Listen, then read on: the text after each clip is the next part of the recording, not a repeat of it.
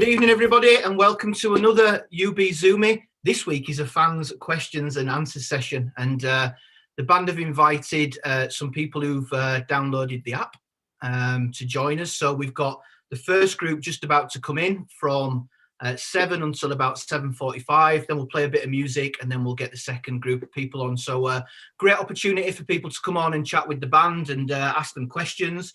So I'm going to let everybody in, but before I do, it's worth mentioning that we'll stream this for about 10 minutes, and then everybody will have to get over to the UB40 app in any case. But good evening, gents. Everybody okay?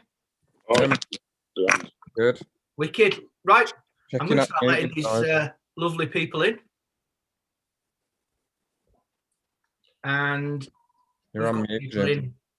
From all over. We've got Jonathan, we've got Lee, we've got Mike, we've got Nadine, we've got Simon. Who else have we got? We've got Amit as well. All these lovely people. How are you doing, guys? Hi. Yeah, good, thanks. Excellent. Hi, everyone. Nice to see everyone. Hi, y'all. I'm hoping we're going to have a little bit more order than that parish council up in Cheshire that went viral. Yeah. You have no authority.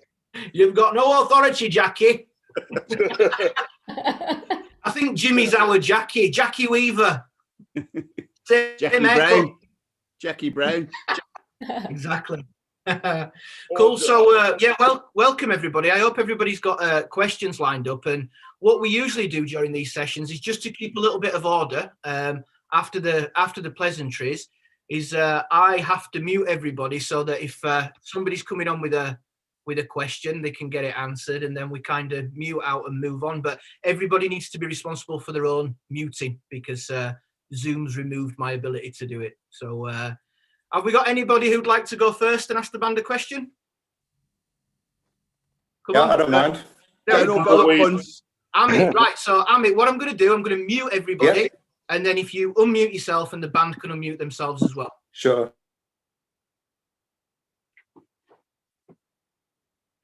Go on then, unmute yourself, Amit. Yeah. All right. Hi, guys. There you go. Thanks for this opportunity. I'm from lovely Leicester, so down the road from Birmingham. Oh, okay.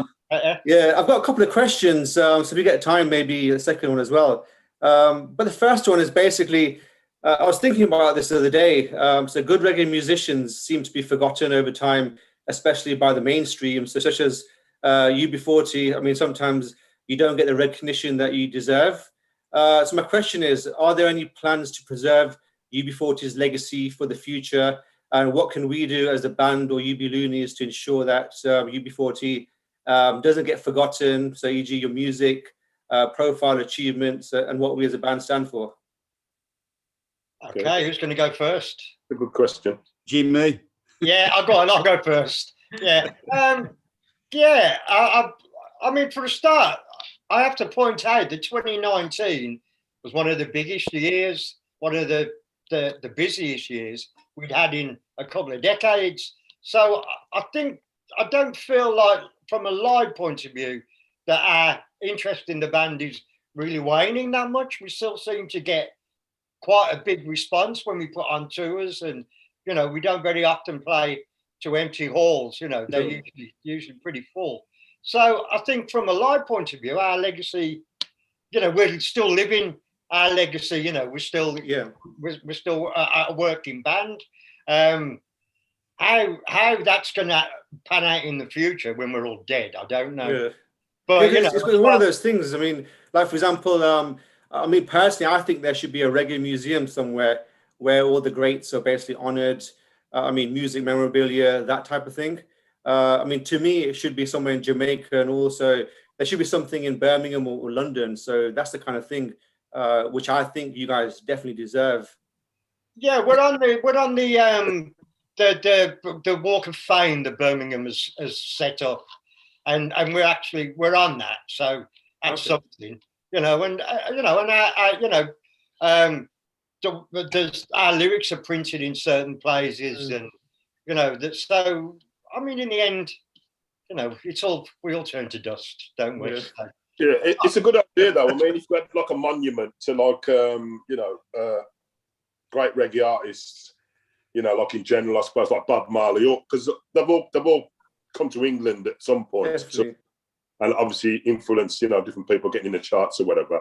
So maybe somewhere, yeah. Yeah, but if there was a monument, we wouldn't be on it anyway. No, we wouldn't get mentioned. We never do. We never get the recognition, and we never will. It's to do with the stigma of having frontmen that are white, and you know, we've been called a white reggae band, which is ridiculous when there were 4 black members and 3 of them were of Jamaican descent. It's, you know, but we were still called a white reggae band. We still are. I mean, somebody was talking to me, Tom Wallace, one of the Looney fans, was talking to me about a book that he was reading called Bass Culture, which is a brilliant book all about the history of reggae, and we don't even get mentioned in it. It's a shame, isn't it? Which, considering that, you know, the only band that's ever done more in reggae than us was Bob Marley, you know. Definitely, yeah. Other than that, everybody's a long way behind in the success stakes, you know, in the sales stakes and the chart. I mean, there's only a couple of bands had more hit singles than we've had. Full stop. Never mind reggae. Just I think you're in right, the charts, Robin. you know. But in terms of commentary on the band, I think you're absolutely right. But in terms of how often the music gets played, we've been working from home and we stick Magic FM or Magic Radio on, and UB40 are played at least 10 times a day. I mean, it's the same 4 tracks, but nonetheless, they're played literally every hour. I mean, or every other hour. Yeah, but whenever they make a program about reggae, we don't get a mention. And whenever they do a program about the history of Top of the Pops, we don't get a mention, even though we've done more Top of the Pops appearances than any other band.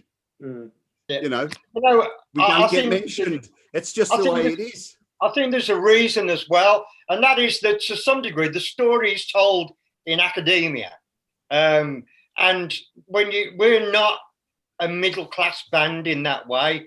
You know, we're a blue collar band, and I think so the specials get more attention than we do, and two-tone and all that. You know, because it's middle class fashion. It's not, you know, it's not really where we're coming from. So we get overlooked because we don't fit into the story that middle class and intellectual people are writing. You know. Well, there might be some middle-class people in the two-tone thing, but I think some of the lads in the specials take great exception to be being called middle-class. Yeah, but the thing is, it was a fashion movement. Yeah, I think it's always comes from middle-class, you know. Yeah, we were never fashionable. We were never trendy. We were just successful.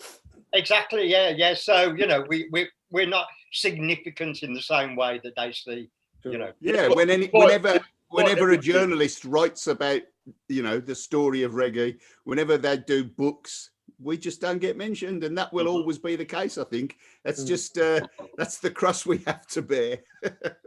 Cheers. Well, great question, Amit. And you said you got another one, which we'll come back to. We'll come back to that at the end, if that's okay. That's fine. Yeah. Thanks.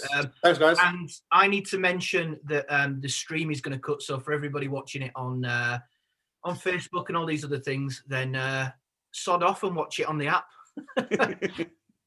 Come over. I'm going to should we have a vote? Marty Meredith wants to join. Should we have a